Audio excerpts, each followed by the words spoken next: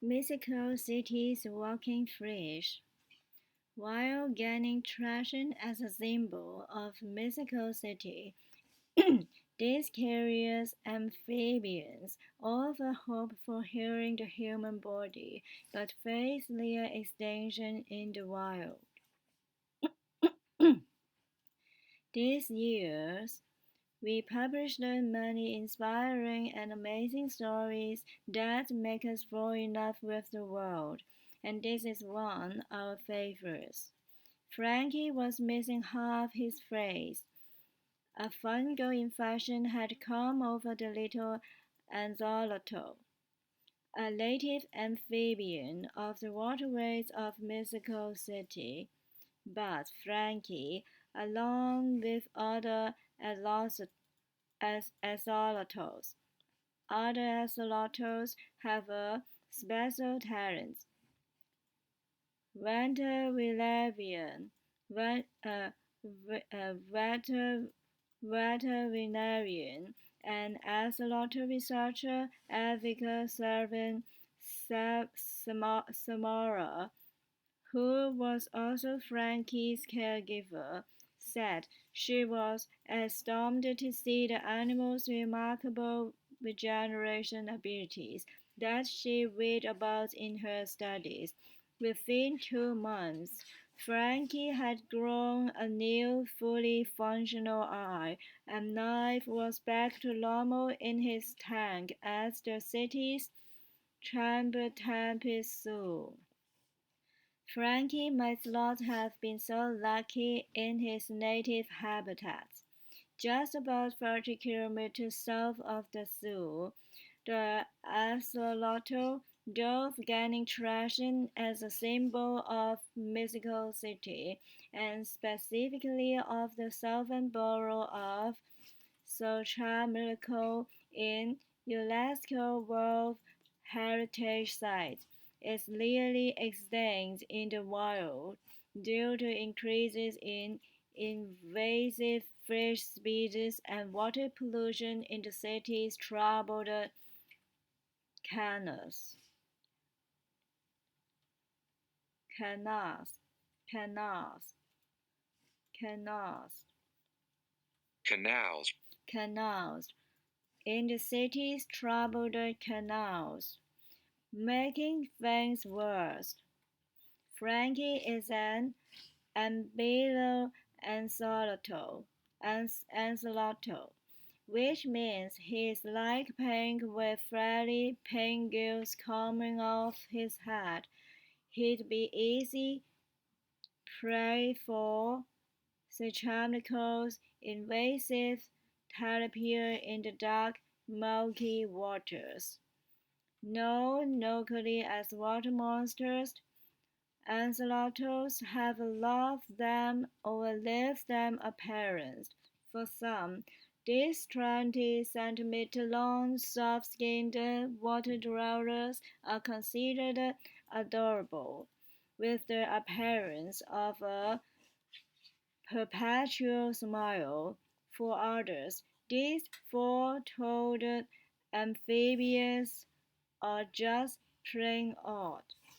Despite their somewhat polarizing looks, they are of particular interest to scientists, hoping that axolotls like Frankie just might teach us humans the regeneration trick someday.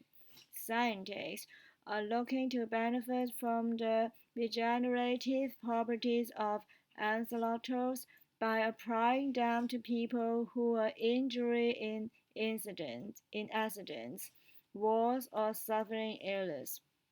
People who lose limbs. Servant Samuel said. Others are looking for ways that axolotl regeneration can benefit human organs, such as by healing the heart or the liver.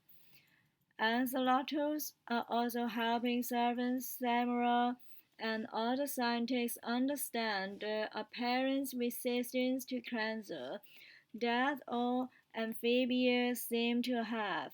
In 15 years, I have not seen any cases of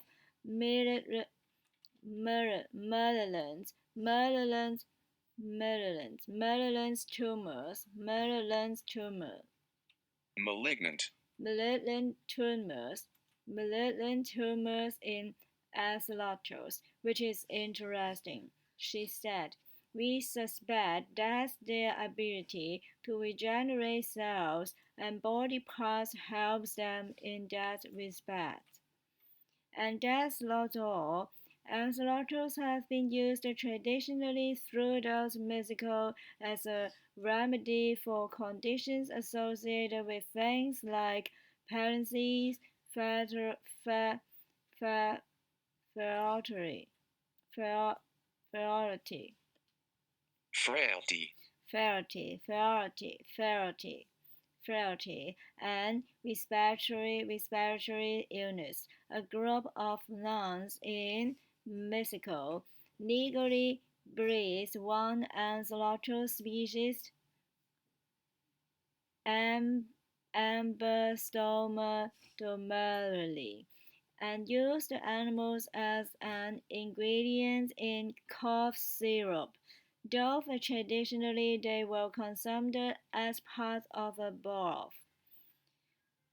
Perpetual teenagers and we and we and representations of the divine.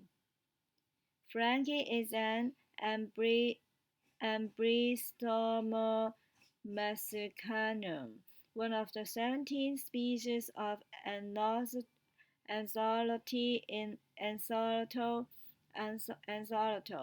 17 species of Axolotl in Mexico, found primarily in the state of Mexico, Puebla, and Michoacan. Many are critically endangered. Some species transform themselves into earth-walking salamanders by losing their tadpole-like tails and gills from their heads. However, this too depends on the environment. Frankie, for instance, living in captivity,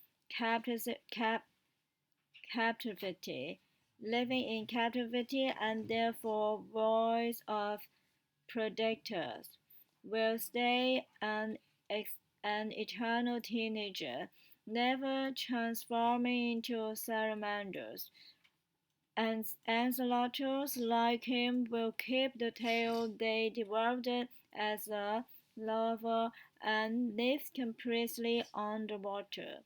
Basically, they decide whether they will compress the metamorphosis based on environmental stressor. Samara said. If they decide it would be better to live out of water, they will undergo the transformation into salamanders. But that can be a stressful undertaking in itself, as they stop eating completely for that period.